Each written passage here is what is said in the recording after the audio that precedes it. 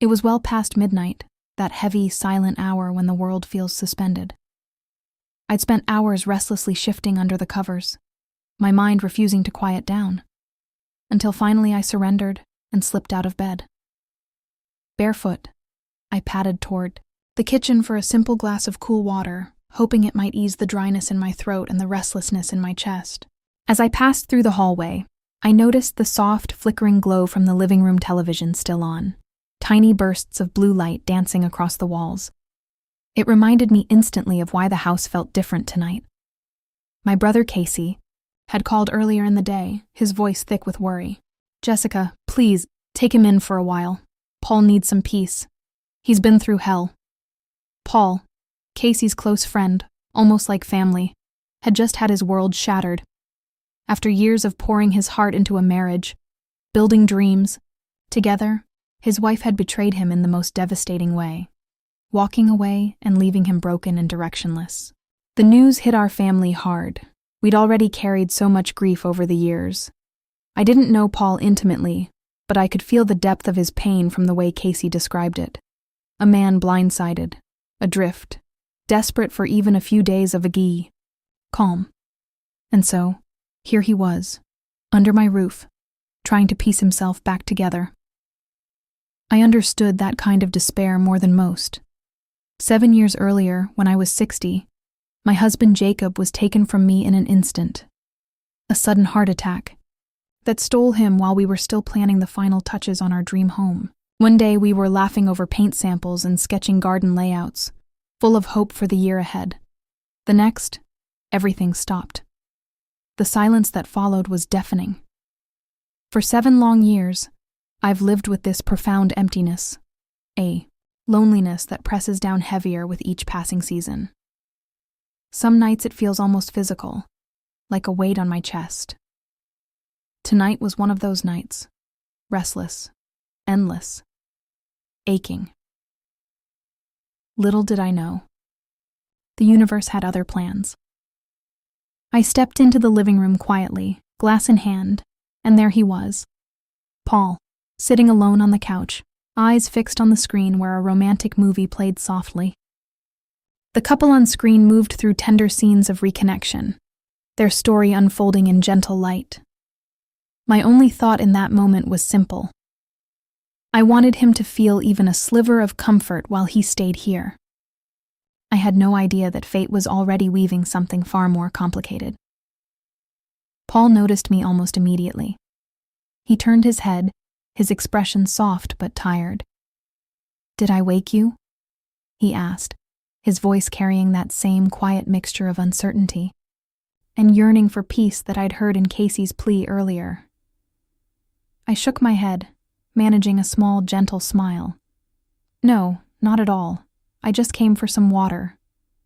But the truth ran deeper. Standing there in my simple nightgown, the fabric soft, against my skin, I felt the full force of my solitude crash over me again. For so long, the house had echoed with absence. I wasn't ready to retreat back to my empty bedroom just yet. Maybe, just maybe, sitting with another person, even a near stranger, could ease the void for a little while. Sharing a movie, exchanging a few words. It might bring back a faint sense of normalcy, a reminder that connection was still possible in this world. "Come sit," Paul said, gesturing to the empty spot beside him on the couch. "Let's watch it together." The invitation felt natural, almost inevitable. I craved warmth, a sense of being seen, even briefly. So I lowered myself onto the cushion, careful to leave a respectful distance, yet close enough to feel the subtle shift in the air between us. The movie continued, romantic glances, whispered promises, slow dances, but my focus drifted. Paul's presence beside me was impossible to ignore. He was a stranger, yes, but also a man carrying his own heavy sorrow, and that shared understanding created an invisible thread. His breathing was steady, but I could sense the nervousness beneath it, a quiet tension that mirrored my own. As the on-screen couple drew closer, old memories I thought I'd buried rose unbidden. Moments with Jacob, laughter in this very room, the way his hand used to rest on mine. I glanced away, embarrassed by the sudden rush of feeling. In that distraction, my arm brushed lightly against Paul's. A tiny spark of surprise jolted through me. I pulled back quickly. "I'm so sorry," I murmured, cheeks warming. He paused the movie for a second, then gave a small, reassuring nod.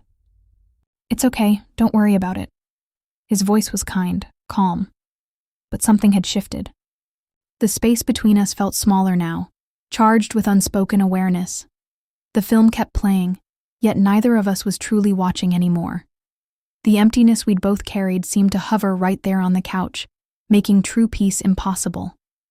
That night would stay etched in my memory as the beginning of something far more layered and confusing than either of us could have predicted, a quiet signal that change was coming, whether we wanted it or not. The movie eventually ended. I rose, said a soft goodnight, and retreated to my room.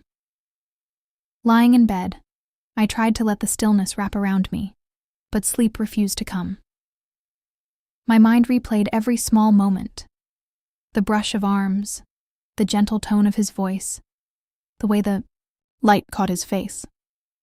Emotions churned like a storm I couldn't name. The night stretched on, restless and sleepless, until dawn finally crept through the curtains. With the new day, I sought refuge at my old piano.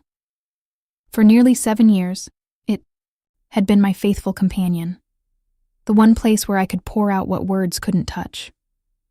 The keys felt familiar under my fingers, each note a small act of defiance against the loneliness. Memories of Jacob lingered in the music. Our evenings spent like this, him listening with that quiet pride in his eyes.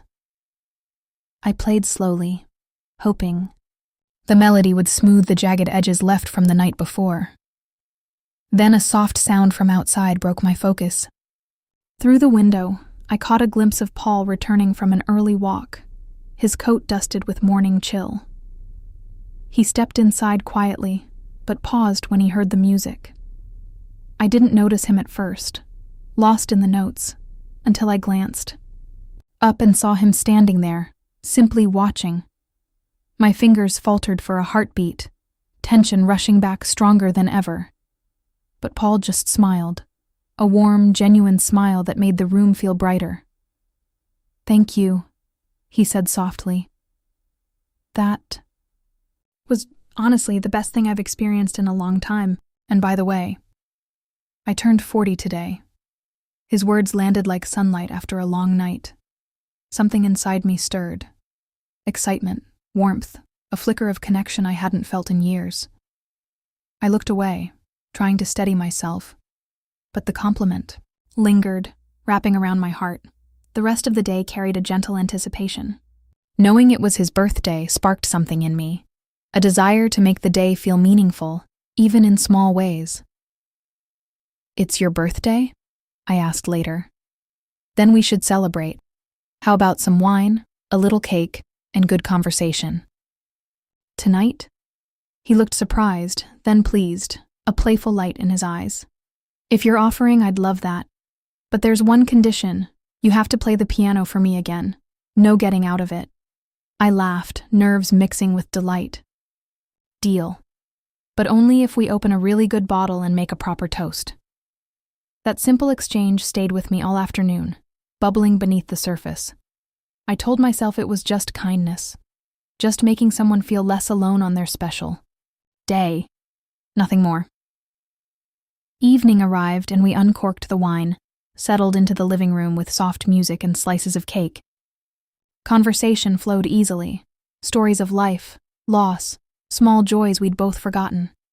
His attention felt steady and kind, drawing me in. There was an undeniable pull, magnetic and gentle, growing with every shared glance and laugh. Eventually, he lifted his glass with a smile. "So, when do I get that piano performance? You promised." After a moment's hesitation, I nodded. "All right, let's do it." I sat at the bench, fingers finding the familiar keys. The melody poured out, rich and soothing, and for the first time in ages, I felt truly heard. Paul listened with quiet reverence, as if every note mattered.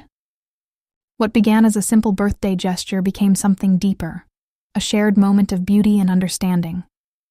As I played, he moved closer, eventually resting his hands lightly over mine to stop me mid-phrase.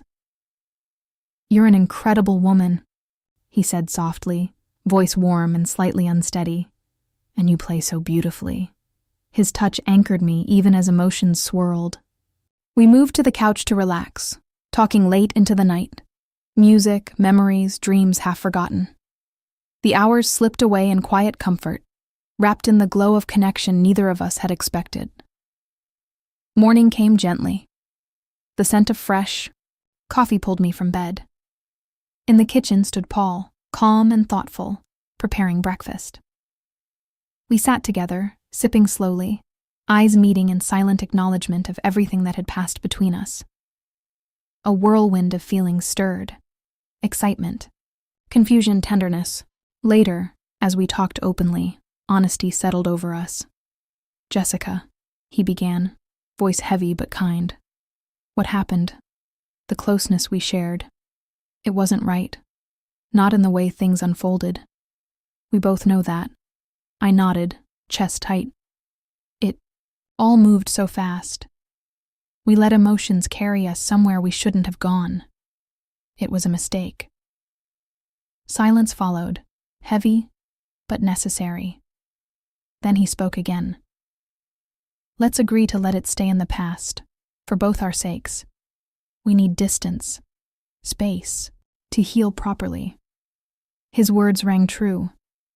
Holding on would only bring more pain. "Yes," I whispered. "It's the right thing." We sat quietly for a while, simply looking at each other, accepting the decision.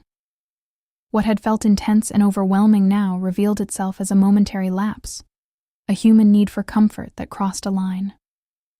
Granting each other space was the kindest path forward, and so, with gentle resolve, we chose to move on, carrying the memory not as regret, but as a reminder of how deeply people can touch one another's lives, even briefly. I hope this story touched something in you. The quiet power of empathy, the ache of loneliness, the unexpected warmth of connection, and the courage it takes to choose what's right even when it's hard. If these kinds of heartfelt, emotional journeys resonate with you, please subscribe and turn on notifications so you never miss the next one. Your likes, comments, and shares mean the world. They remind me why I keep telling these stories. Thank you for being here, for listening, for caring. I can't wait to share the next chapter with you soon.